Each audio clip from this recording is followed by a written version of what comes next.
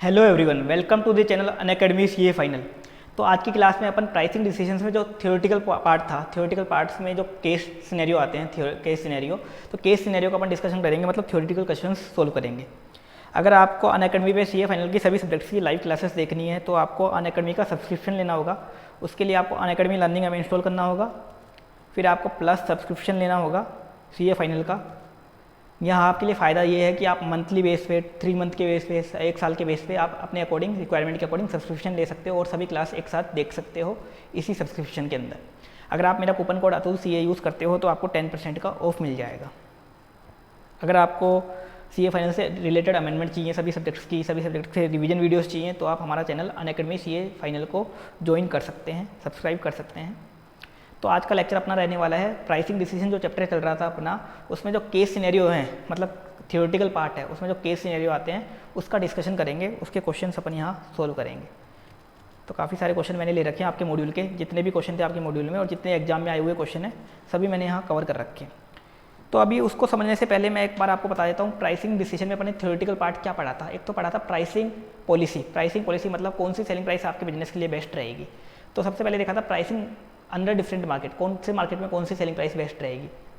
तो उसमें अपन ने देखा था सबसे पहले perfect competition markets. Perfect competition market में कोई प्राइसिंग पॉलिसी बेस्ट नहीं रहती, मार्केट प्राइस से बेचना पड़ता है। दूसरा था मोनोपोली मार्केट। मोनोपोली मार्केट में आप किसी भी प्राइस से बेच सकते हो। तीसरा मार्केट था मोनोपोलिस्टिक कंपटीशन। मोनोपोलिस्टिक कंपटीशन में या तो मार्केट प्राइस या बिलो मार्केट प्राइस। और चौथा मार्केट था ओलिगोपोली। ओलिगोपोली मार्केट में आप या तो प्रीडेटरी प्राइस फॉलो कर सकते हो, या एक साथ मिलकर प्राइस बढ़ा सकते हो, या एक साथ मिलकर सभी प्राइस पे लिमिट लगा सकते हो। फिर उसके बाद अपन ने इसमें स्टार्ट किया था ये देखने के बाद प्राइसिंग ऑफ न्यू प्रोडक्ट। 3 तरह के न्यू प्रोडक्ट देखे थे, एक रिवोल्यूशनरी, एक इवोल्यूशनरी और एक मीटू। रिवोल्यूशनरी प्रोडक्ट में अपन ने देखा था ऐसा प्रोडक्ट जो मार्केट में पहली बनाया है और जो टोटली न्यू हो। एक इवोल्यूशनरी देखा था जो ऐसा प्रोडक्ट है जो पुराने वर्जन का अपग्रेडेड वर्जन है। और एक था मीटू प्रोडक्ट। मीटू प्रोडक्ट क्या होता था, रिवोल्यूशनरी या इवोल्यूशनरी प्रोडक्ट का कॉपी, वो होता था मीटू प्रोडक्ट। ये अपन ने देखा था इसमें। इसके बाद अपन ने इसमें स्टार्ट किया था प्राइसिंग डिसीजन में, ये अपन ने देखने के बाद कि प्राइसिंग स्ट्रेटजी न्यू प्रोडक्ट की क्या होगी। मैंने आपको डिटेल में एक वीडियो में बताया था। एक तो होती है पेनिट्रेशन, एक होती है स्कीमिंग प्राइसिंग। सबसे पहले स्टार्ट किया था स्कीमिंग प्राइसिंग। स्कीमिंग प्राइसिंग में आप क्या करते हो, प्राइस स्टार्टिंग में हाई रखते हो, फिर धीरे धीरे कम करते हो। कब इसको अडोप्ट करते हो, अगर आपके प्रोडक्ट की डिमांड इनलास्टिक है, अगर आपका प्रोडक्ट इनोवेटिव है, अगर आपको क्रीमी लेयर को स्कीम करना है, कम यूनिट बेच के ज़्यादा प्रॉफिट कमाना है, अगर आपको लगता है कि बाद में सेल प्राइस कम करने से सेल बढ़ जाएगी आपकी, अगर आपको ऐसा लगता है तो भी कर सकते हो। इसके अलावा भी अपने 2-3 पॉइंट और देखे थे कि अगर आप कम यूनिट बना रहे हो जानबूझ के ताकि शॉर्टेज वगैरह हो जाए तो भी आप इसको फॉलो कर सकते हो। तो ये कुछ केस देखे थे अपन ने जिसमें आप इसको फॉलो कर सकते हो। उसके बाद देखा था पेनिट्रेशन। पेनिट्रेशन में शुरू में आप कम रखते हो, फिर बाद में बढ़ा देते हो धीरे धीरे। तो पेनिट्रेशन कब फॉलो करते हो, जब आपका डिमांड इलास्टिक हो, मैंने बताया था आपको।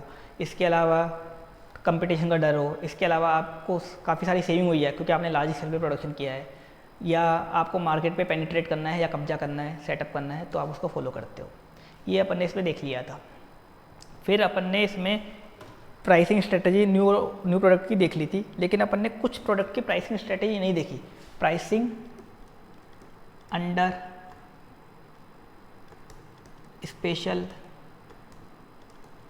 सिचुएशंस।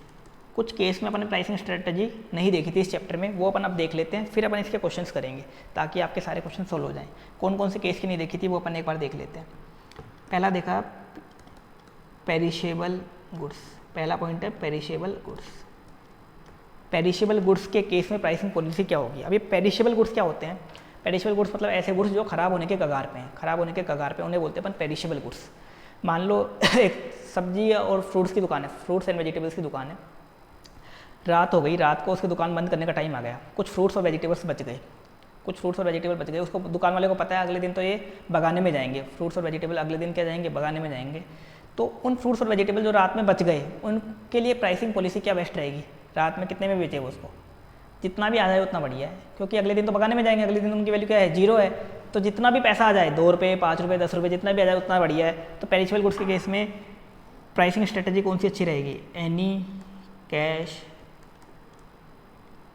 रिलाइजेबल वैल्यू, मतलब जितना भी पैसा आ जाए उतना ही बढ़िया है, क्योंकि अगले दिन तो आप उनको भगाओगे, तो रात में जो भी पैसा आ जाए उन फ्रूट्स और वेजिटेबल का उतना ही बढ़िया है। तो जो भी पैसा आए वो बढ़िया, तो एनी कैश रिलाइजेबल वैल्यू इनके लिए बेस्ट रहेगी। दूसरा केस है new product for company but not for market. एक प्रोडक्ट है जो कंपनी के लिए तो नया है लेकिन मार्केट के लिए नया नहीं है। मैंने बताया था पेनिट्रेशन और स्कीमिंग किसके लिए लगाते हैं अपन, जो न्यू प्रोडक्ट कंपनी के लिए भी और मार्केट के लिए भी थोड़ा नया हो। इंस्टीट्यूट का भी फॉलो करता है, या तो कंपनी के लिए भी नया हो और मार्केट के लिए भी नया हो। लेकिन कोई ऐसा प्रोडक्ट है जो कंपनी के लिए तो नया है लेकिन मार्केट के लिए नया नहीं है। मान लो एक कंपनी है जो मोबाइल बनाती है, अब वो पेन वाले बिजनेस में आना चाहती है, पेन बनाने वाले बिजनेस में आना चाहती है। वैसे मोबाइल ही बनाती है, वो पेन वाले बिजनेस में आना चाहती है। अब पेन तो मार्केट में नॉर्मल आता है, सब जगह मिलता है, वो नॉर्मल पेन बनाना चाहती है। तो जो नॉर्मल पेन लॉन्च करेगी उसके लिए कौन सी पॉलिसी फॉलो करेगी? ना तो पेनिट्रेशन कर सकती है ना स्कीमिंग। पेनिट्रेशन और स्कीमिंग इंस्टीट्यूट फॉलो नहीं करता। वैसे पेनिट्रेशन कर सकती है लेकिन पेनिट्रेशन और स्कीमिंग इंस्टीट्यूट फॉलो नहीं करता। तो ऐसे केस में कंपनी क्या फॉलो करे? तो ऐसे केस में कंपनी को फॉलो करना चाहिए बिलो मार्केट प्राइस या और मार्केट प्राइस, या तो मार्केट प्राइस पे बेच ले या बिलो मार्केट प्राइस पे बेच ले। मतलब कंपनी के लिए तो प्रोडक्ट नया है लेकिन मार्केट के लिए नहीं है। मतलब मान लो एक कंपनी है जो लैपटॉप बेचती, एक कंपनी है जो मोबाइल बेचती है, वो लैपटॉप वाले बिजनेस में आना चाहती है। अब वो नॉर्मल लैपटॉप जो मार्केट में आ रहा है उसको लॉन्च करना चाहती है, ऐसा ही नॉर्मल लैपटॉप लॉन्च करना चाहती है। तो नॉर्मल तो जो लैपटॉप है वो पहले से ही मार्केट में अवेलेबल है, मतलब मार्केट के लिए नया प्रोडक्ट नहीं है। तो ऐसे केस में कंपनी के लिए स्ट्रेटेजी क्या फॉलो करे? कंपनी मार्केट प्राइस से बेचे या तो या बिलो मार्केट प्राइस से बेचे, क्योंकि एक परफेक्ट कंपटीशन मार्केट होगा एक तरीके से। तो किस पे बेचे? मार्केट प्राइस में बेचे या बिलो मार्केट प्राइस में? मोनोपोलिस्टिक कंपटीशन हो जाएगा एक तरीके से। तो क्या बेस्ट रहेगा, मार्केट प्राइस या बिलो मार्केट प्राइस? अगर कंपनी के लिए भी नया है और मार्केट के लिए भी नया है तो पेनिट्रेशन या स्कीमिंग। लेकिन कंपनी के लिए नया है लेकिन मार्केट के लिए नया नहीं है, मार्केट के लिए पहले से अवेलेबल है मार्केट में, तो मार्केट प्राइस और बिलो मार्केट प्राइस। तीसरा केस है इसमें large stock and market has fallen.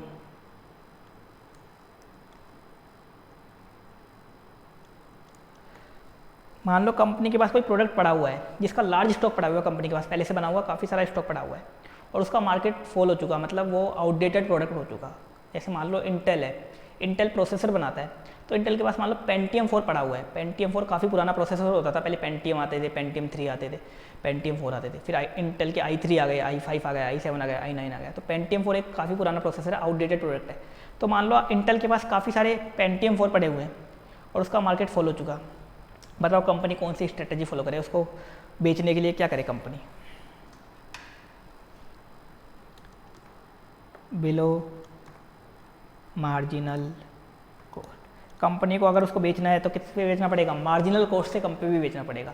मतलब मार्जिनल कॉस्ट मतलब वेरिएबल कॉस्ट से भी सस्ते पे बेचना पड़ेगा, तब जाके बिकेगा वो। तो बेस्ट प्राइसिंग पॉलिसी क्या रहेगी उस केस में? मार्जिनल कॉस्ट से कम पे बेचे, मार्जिनल कॉस्ट से कम पे बेचे, तब उसमें बिक जाए तो बढ़िया बात है। तो मार्जिनल कॉस्ट से कम पे बेच दे, जितने में बिक जाए उतना बढ़िया बात है, क्योंकि आउटडेटेड प्रोडक्ट हो चुका, कोई खरीदेगा तो है नहीं। तो क्या करती है आजकल ये इंटेल वगैरह वाले, जब एक गवर्नमेंट फ्री में लैपटॉप बांटती है ना, तो इनसे कॉन्ट्रैक्ट कर लेती है कि हम आपको पेंटियम 4 वगैरह दे देंगे। तो गवर्नमेंट जो लैपटॉप बांटती है बच्चों को, 10th वालों को, 12th वालों को, तो वो इतने सस्ते इसलिए पड़ते हैं कि गवर्नमेंट इनसे ये पेंटियम 4 वगैरह खरीद लेती है। पेंटियम 4 वगैरह आजकल 500-700 रुपये में आ जाते हैं, क्योंकि आजकल इंटेल i3 है जो 3rd जनरेशन है, i3 का 3rd जनरेशन, वही 2-3 हज़ार रुपये में आ जाता है। तो ये तो और भी सस्ते में पड़ जाते हैं गवर्नमेंट को। इस कारण लैपटॉप काफ़ी सस्ता पड़ जाता है, वो गवर्नमेंट के 7-8 हज़ार का लैपटॉप पड़ जाता है, 8-9 हज़ार का लैपटॉप पड़ जाता है और लगता है कि गवर्नमेंट ने लैपटॉप दे दिए। तो इस तरह से गवर्नमेंट को ये लोग क्या करते हैं, अपना ये प्रोडक्ट है ये पेंटियम 4 पुराने वाले आउटडेटेड प्रोडक्ट गवर्नमेंट को सस्ती रेट में बेच देते हैं। जितनी कॉस्ट आई है वेरिएबल कॉस्ट, उससे भी सस्ते में बेच देते हैं, गवर्नमेंट खरीद लेती है। तो इनके लिए बेस्ट क्या है? मार्जिनल कॉस्ट से सस्ते में बेच दें ताकि वो पुराना स्टॉक खत्म हो जाए। चौथा case pricing in period of recession.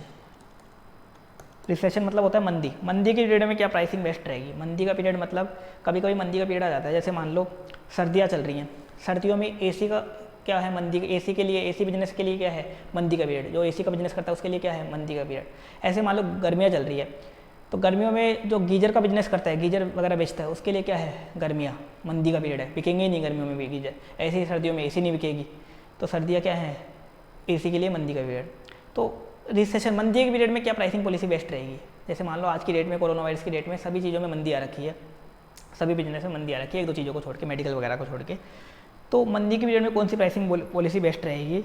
तो इसमें बेस्ट रहेगी less than total cost but above marginal cost.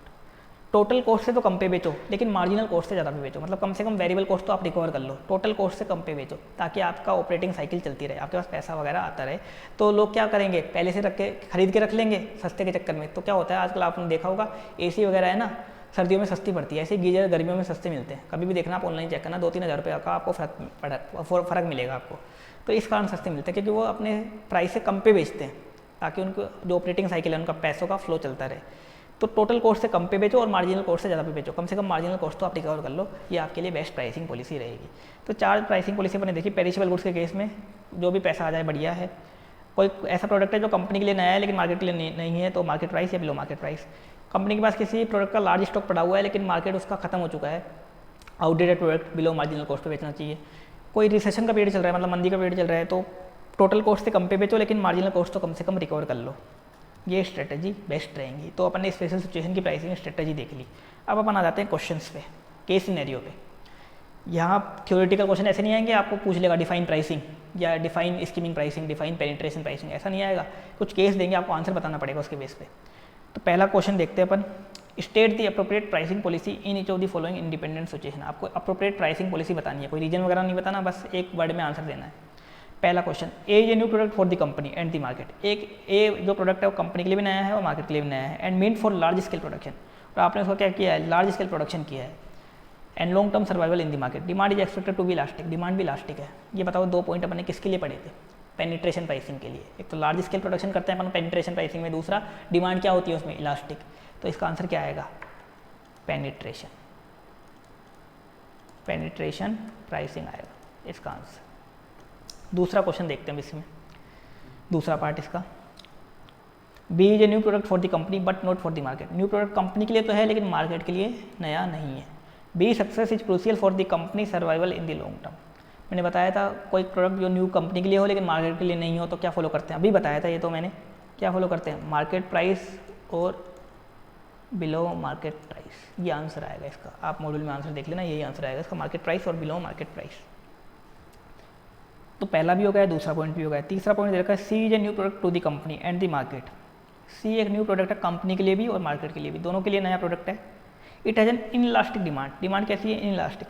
There need to be an assured profit to cover high initial cost, और कॉस्ट भी कैसी आ रही है, हाई इनिशियल कॉस्ट आ रही है। And the usual source of capital have uncertainties blocking them. तो demand, inelastic, high initial cost, ये 2 फीचर्स अपने कौन सी प्राइसिंग के पढ़े थे, स्कीमिंग प्राइसिंग के पढ़े थे ना। हाई इनिशियल कॉस्ट रहती है उसमें, R&D वगैरह की कॉस्ट, और इनइलास्टिक डिमांड होती है, मतलब प्राइस के कम ज़्यादा होने से डिमांड में फर्क नहीं पड़ता। तो इसका आंसर क्या आएगा, skimming pricing. Fourth, D is a perishable item with more than 80% of it self life over. D एक पेरिशेबल आइटम है जिसकी 80% लाइफ ओवर हो चुकी है, मतलब वो क्या है, वो खराब होने के कगार पे है। तो बताओ पेरिशेबल आइटम के केस में क्या होती है policy best, any cash realisable value, ये क्या होगी, बेस्ट पॉलिसी होगी। तो चारों को देख लिया अपन ने, पहला पेनिट्रेशन आंसर आ गया, दूसरा मार्केट प्राइस और बिलो मार्केट प्राइस, तीसरा स्कीमिंग, और चौथा एनी कैश रिलाइजेबल वैल्यू। इसमें आपको कोई डाउट नहीं होगा चारों को, ये आपका मॉड्यूल का ही क्वेश्चन है, SM का क्वेश्चन, और न्यू कोर्स में तो SM में है और ओल्ड कोर्स में प्रैक्टिस एनुअल में भी दे रखा है ये क्वेश्चन। तो इस तरह का क्वेश्चन आता है, और इस तरह का क्वेश्चन May 19 में आया था 8 मार्क्स का। अभी आएंगे अपन वो क्वेश्चन पे भी। दूसरा क्वेश्चन करते हैं, state the most appropriate pricing policy to be adopted in the following independent situation. कुछ सिचुएशन दे रखी है, आपको अप्रोप्रिएट प्राइसिंग पॉलिसी बतानी है। पहला case, modern patented drug entering the market. बताओ कौन सी बेस्ट रहेगी, कैसा प्रोडक्ट है, पेटेंटेड प्रोडक्ट है, मतलब पेटेंट वगैरह का खर्चा लगा है, मॉडर्न प्रोडक्ट है, पहली बार मार्केट में एंटर हो रहा है, क्या बेस्ट रहेगी, स्कीमिंग। पेटेंट वगैरह का खर्चा किस में लगता है, स्कीमिंग वाले में लगता है, बाकी में नहीं लगता इतना खर्चा पेटेंट वगैरह का। तो इसके लिए क्या बेस्ट रहेगी, स्कीमिंग प्राइसिंग।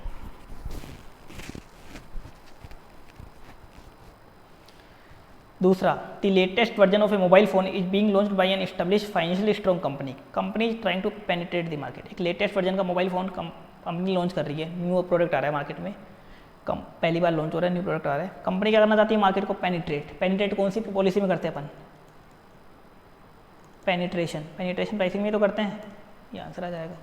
तीसरा, an established company has recently entered the stationery market segment and launch good quality paper for printing at home and office.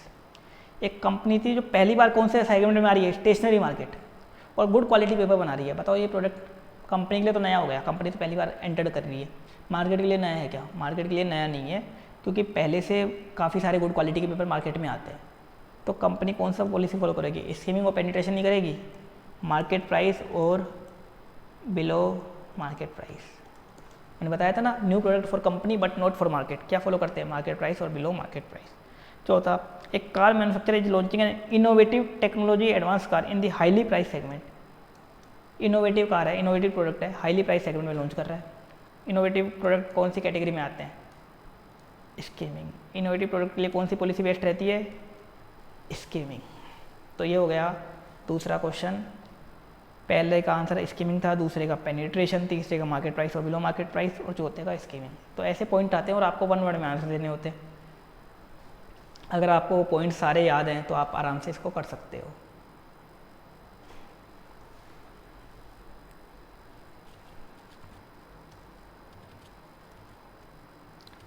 अब तीसरा क्वेश्चन अपन देखने जा रहे हैं। ये आया था आपका मई 19 में 8 मार्क्स का। मई 19 में 8 मार्क्स का क्वेश्चन आया था। 8 पॉइंट थे, सभी का आपको 1 वर्ड में आंसर देना था। Recommend the pricing strategy to be adopted. Pricing strategy to be adopted with reference to the following situation. You are not required to explain the reason for your answer. आपको reason को explain नहीं करना, 1 word में आपको answer देना है। पहला point है इसमें, star coffee shop follows the practice of keeping the price of its coffee और service artificially high in order to encourage favourable perception among buyers based solely on the price. एक coffee shop है, वो अपनी price कितने क्या रखता है? High रखता है। हाई क्यों रखता है? ताकि बायर्स को लगे कि हाँ क्या बढ़िया कॉफ़ी बनाता है, ताकि बायर्स के मन में फेवरेबल परसेप्शन जाए, बायर को लगे कि ज़्यादा महंगे में बेच रहा है तो कुछ अच्छा ही बनाता होगा। तो बताओ कौन सी प्राइसिंग स्ट्रेटजी फॉलो कर रहा है? हाई रखने का। हाई किस में रखी जाती है? स्कीमिंग में। इसको अपन प्रीमियम प्राइसिंग भी बोलते हैं। क्या बोलते हैं? Premium pricing. जब खाली हाई वर्ड दे दे, ऐसा नहीं बोले कि बाद में लो करेंगे, और कुछ वो जो अपन ने देखे थे 8-10 पॉइंट देखे थे ना स्कीमिंग वाले, वो पॉइंट कोई सा भी कवर नहीं है यहाँ पे, लिखा हुआ नहीं है कोई सा भी पॉइंट। 8 पॉइंट देखे थे अपन, इनोवेटिव होना चाहिए, इसके अलावा इनिशियल कॉस्ट ज़्यादा आनी चाहिए वगैरह वगैरह, वो पॉइंट कवर ना हो तो इंस्टीट्यूट प्रीमियम वर्ड यूज़ कर देता है। क्या वर्ड यूज़ कर लेता है? Premium pricing. वैसे स्कीमिंग लिख दोगे तो भी आपको मार्क्स मिल जाएंगे, बाकी इंस्टीट्यूट प्रीमियम वर्ड यूज़ कर देता है। दूसरा, Sky TV gave up their satellite dish for free in order to set up market for them. Sky TV है, उसने अपनी सैटेलाइट डिश फ्री में दे दी ताकि मार्केट उनके लिए सेट कर सके। जो मान लो एक टाटा स्काई की तरह एक वो है, टाटा स्काई की तरह एक कंपनी है स्काई टीवी, उसने क्या किया, जो छतरी आती है, जैसे टाटा स्काई की छतरी आती है, वो फ्री में दे दी ताकि मार्केट सेट कर सके। फ्री में देना मतलब ये मत मोल सोचो ना प्रीडेटरी प्राइस हो गया। छतरी फ्री में दी है उसने, सब्सक्रिप्शन फ्री में नहीं दिया, उसका तो पैसा लेगा ना वो 200 रुपये 300 रुपये मंथ का। तो वो छतरी फ्री में दे दी, तो कौन सी क्यों फ्री में दी? मार्केट में सेट होने के लिए, मार्केट में सेट होने के लिए। तो सेट किस में किया जाता है? Penetration pricing. पेनिट्रेशन प्राइसिंग इसने फॉलो की, मार्केट में सेट होना चाहता है, इसलिए उसने अपनी छतरियाँ फ्री में दे दी। सी वाला point, price turn hotels limited follows a competitive pricing method under which it tries to keep its price at an average level charge by industry. ये मेथड का क्वेश्चन पूछ लिया यहाँ पे इन्होंने। ये बताओ ये प्राइस अपन कहाँ रखते हैं? Average level charge by industry. मैंने आपको पढ़ाया था प्राइसिंग मेथड में, एक मेथड पढ़ाया था competition based method. Competition based method में मैंने एक पढ़ाया था आपको going rate pricing. Going rate pricing, तो गोइंग रेट प्राइसिंग का क्वेश्चन यहाँ पूछ लिया इन्होंने। गोइंग रेट प्राइसिंग में क्या करते हैं अपन? जो इंडस्ट्री वाले कंपटीटर चार्ज कर रहे हैं उसका एवरेज करके अपन प्राइस चार्ज करते हैं, वो यहाँ पूछ लिया इन्होंने स्ट्रेटेजी के अंदर। तो इसका आंसर क्या आएगा? Going rate pricing. वो थ्योरेटिकली था, मैंने बताया था आपको, वही यहाँ इन्होंने पूछा। अगला, Edison enterprise has piled up stock in large quantity and the market price has fallen. एक कंपनी ने क्या किया, लार्ज क्वांटिटी में स्टॉक रखा है जिसका मार्केट प्राइस क्या हो चुका? फॉलन हो चुका, मतलब आउटडेटेड स्टॉक है। क्या बेस्ट रहेगा? मैंने बताया था अभी आपको, प्राइस बिलो मार्जिनल कॉस्ट। आपको मार्जिनल कॉस्ट से कम पे बेचना पड़ेगा, मतलब वेरिएबल कॉस्ट से भी कम पे बेचना पड़ेगा। ई वाला, Aqua LLP follows a new product pricing strategy through which company makes profitable sales by selling out few units. एक कंपनी है, कौन सी प्राइसिंग स्ट्रेटेजी फॉलो कर रही है? न्यू वाली, जिसमें कम यूनिट बेच के ज़्यादा प्रॉफिट कमा रही है। बताओ किस में होता है ऐसा? स्कीमिंग में तो होता है ऐसा, कम यूनिट बेच के आप ज़्यादा प्रॉफिट कमा लेते हो। एफ वाला देखते हो, X limited produce product X a revolutionary product बना रही है and as a reward for innovation and for taking first initiative which pricing strategy should X adopt. Innovation वाला प्रोडक्ट होता है, रिवोल्यूशनरी प्रोडक्ट मैंने बताया था क्या होता है, टोटली न्यू होता है, पहली बार मार्केट में आता है। इसके लिए अपन हमेशा क्या फॉलो करते हैं? स्कीमिंग। स्कीमिंग बोल दो या प्रीमियम बोल दो, अगर कभी क्वेश्चन में रिवोल्यूशनरी वर्ड आ जाता है ना, कभी भी क्वेश्चन में revolutionary word, institute premium word use करता है, प्रीमियम प्राइसिंग। बाकी स्कीमिंग लिखोगे तो भी चलेगा, नहीं तो इंस्टीट्यूट क्या यूज़ करता है, प्रीमियम प्राइसिंग, अगर रिवोल्यूशनरी वर्ड आ जाता है तो। और कभी हाई वगैरह वर्ड आ जाता है, बाकी वो कंडीशन नहीं आती है, अपने 8-10 कंडीशन पढ़ी थी स्कीमिंग वाली, वो नहीं आती, तो भी इंस्टीट्यूट क्या यूज़ करता है, प्रीमियम वर्ड। तो ऐसे केस में इंस्टीट्यूट प्रीमियम वर्ड यूज़ करता है।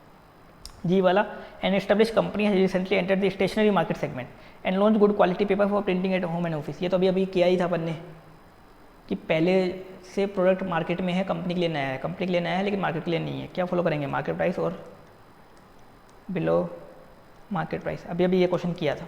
अगला, D is a perishable item with more than 80% of its self life over. ये भी अपन ने किया था। पेरिशेबल आइटम के केस में क्या फायदा रहता है,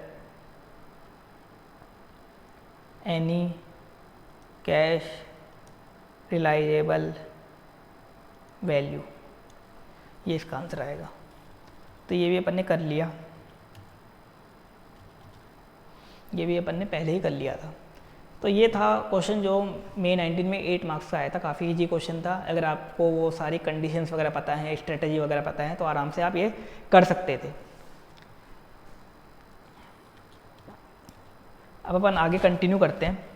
अपन ने जो जब स्ट्रेटजी देखी थी न्यू प्रोडक्ट की, प्राइसिंग स्ट्रेटजी देखी थी, स्कीमिंग और पेनिट्रेशन, उसमें अपन एक लाइफ साइकिल पढ़ी थी, लाइफ साइकिल भी पढ़ी थी उसकी। स्कीमिंग में पहले हाई रखते हो फिर लो करते हो। तो अपन ने लाइफ साइकिल के 4 स्टेज देखे थे, इंट्रोडक्शन, ग्रोथ, मैच्योरिटी, डिक्लाइन। हर प्रोडक्ट की लाइफ के 4 पार्ट होते हैं, इंट्रोडक्शन, ग्रोथ, मैच्योरिटी, डिक्लाइन। जैसे इंसानों की लाइफ होती है वैसे ही प्रोडक्ट की लाइफ होती है। हर इंसान को एक दिन जाना है, ऐसे ही हर प्रोडक्ट को एक दिन दुनिया से जाना है। 4 part, introduction, growth, maturity, decline. तो अपन ने देखे थे। इंट्रोडक्शन में स्कीमिंग में प्राइस हाई रहती है, ग्रोथ में आते आते आप कम कर देते हो, मैच्योरिटी में और कम कर देते हो या कॉन्स्टेंट चलने देते हो, और डिक्लाइन में आप और कम कर देते हो। जो प्रोडक्शन कॉस्ट होती है इंट्रोडक्शन में क्या होती है, स्कीमिंग में हाई रहती है क्योंकि आपका प्रोडक्ट इनोवेटिव होता है। फिर जो ग्रोथ फेस आते आते कम हो जाती है क्योंकि आप लार्ज क्वांटिटी में बनाते हो तो आपको लर्निंग कर्व का बेनिफिट मिल जाता है और आपकी फिक्स कॉस्ट भी ज़्यादा यूनिट पे एलोकेट हो जाती है और आपका जो मटेरियल भी है वो भी सस्ता पड़ जाता है। फिर आप मैच्योरिटी फेस आते आते वो कॉन्स्टेंट हो जाती है क्योंकि मैच्योरिटी में उतनी यूनिट बिकती है जितनी ग्रोथ में बिक रही थी। फिर डिक्लाइनिंग फेस आते आते वो बढ़ जाती है क्योंकि आप यूनिट कम करना परचेज करना स्टार्ट कर देते हो, जिससे लर्निंग कर्व भी खत्म हो जाता है और आपका जो क्या है डिस्काउंट वगैरह वो भी बंद हो जाता है। ये अपन ने देखा था स्कीमिंग के लिए। पेनिट्रेशन में शुरू में आप लो रखते हो, इंट्रोडक्शन फेस में वेरिएबल कॉस्ट की जितनी रखते हो, फिर ग्रोथ फेस में आप टोटल कॉस्ट कर देते हो, फिर मैच्योरिटी फेस में आते आते आप उसको प्रॉफिट ऐड कर देते हो और डिक्लाइनिंग फेस में वो कॉन्स्टेंट चलने देते हो। और प्रोडक्शन कॉस्ट होती है वो सेम स्टार्टिंग में कम होती है, फिर और कम हो जाती है, फिर कॉन्स्टेंट हो जाती है, फिर इंक्रीज हो जाती है। ये अपन ने देखा था प्राइसिंग पॉलिसी के अकॉर्डिंग। अपन ने लाइफ साइकिल मॉडल देखा था स्कीमिंग का और पेनिट्रेशन का। उसी से रिगार्डिंग ये क्वेश्चन है, उसी के रिगार्डिंग ये क्वेश्चन है। तो इस क्वेश्चन को और देख लेते हैं अपन। Netcom limited manufacture and sales a number of product, all of its product have a life cycle of less than 1 year. एक कंपनी काफ़ी सारे प्रोडक्ट बनाती है और उसके प्रोडक्ट की लाइफ साइकिल कितनी है, लेस देन 1 ईयर है। यूसेस से नेटकॉम लिमिटेड यूसेस से 4 stage life cycle model use करती है। वो इंट्रोडक्शन, ग्रोथ, मैच्योरिटी, डिक्लाइन वाला 4 स्टेज ही होती है लाइफ साइकिल में। नेटकॉम लिमिटेड है रिसेंटली डेवलप्ड इनोवेटिव प्रोडक्ट। कैसा प्रोडक्ट बनाया है इसने, इनोवेटिव प्रोडक्ट, मतलब स्कीमिंग प्राइसिंग स्टार्ट करेगा। देखो ना, ये it was decided it would be appropriate to adopt a market skimming pricing policy. कौन सी फॉलो करेगा, स्कीमिंग। मैंने बोला था इनोवेटिव में हमेशा स्कीमिंग में फॉलो होती है, तो इसने भी स्कीमिंग फॉलो करने का सोचा for the launch of the product. However Netcom limited expects that other company will try to join the market very soon. लेकिन नेटकॉम को लगता है कि बाकी कंपनियां भी मार्केट में आ जाएंगी। This product is currently in the introduction stage. ये अभी क्या है, इंट्रोडक्शन स्टेज में of life cycle and is generating significant unit profit. शुरू में काफ़ी अच्छा प्रॉफिट कर रहा है। मैंने बताया था लाइफ साइकिल जो क्या बोलते हैं स्कीमिंग प्राइसिंग में शुरू में प्रॉफिट अच्छा होता है और पेनिट्रेशन में बाद में प्रॉफिट कमाते हो आप। However there are concerns that this current unit profit will not continue during the other stage of life cycle. तो उनको लग रहा है कि ये प्रॉफिट इतना आगे के स्टेज में नहीं होगा भी नहीं, ये स्टार्टिंग में होता है। स्कीमिंग में शुरू में जितना कमाना है उतना कमा लो, पेनिट्रेशन में बाद में जितना कमाना है उतना कमा लो। स्कीमिंग में आप अगर आपको शब्द करना है तो आप पेनिट्रेशन फॉलो करो, बिना शब्द के आपको प्रॉफिट कमाना है तो स्कीमिंग फॉलो करो। अब required explain with reason change to the unit selling price and unit production cost. क्या पूछा है, सेलिंग प्राइस और production cost that could occur when the product move from previous stage in each of the following stage of life cycle. आपको बताना है कि selling price और production cost में क्या चेंज आएगा जब वो प्रोडक्ट इंट्रोडक्शन स्टेज से ग्रोथ में जाएगा और ग्रोथ से मैच्योरिटी में जाएगा तो क्या चेंज आएगा। ग्रोथ इंट्रोडक्शन से ग्रोथ और ग्रोथ से मैच्योरिटी में जाएगा तो क्या चेंज आएगा। तो ग्रोथ में जाएगा इंट्रोडक्शन से ग्रोथ तो आपको सेलिंग प्राइस क्या करनी पड़ेगी, कम करनी पड़ेगी। कम क्यों करनी पड़ेगी, क्योंकि कंपटीटर आ जाएंगे, मार्केट शेयर गेन करना है तो आपको कम करनी पड़ेगी। अगर और जो प्रोडक्शन कॉस्ट है वो क्या हो जाएगी ग्रोथ में जाते ही कम हो जाएगी। कम क्यों हो जाएगी? आप लार्ज क्वांटिटी में बनाओगे, डिस्काउंट मिलेगा।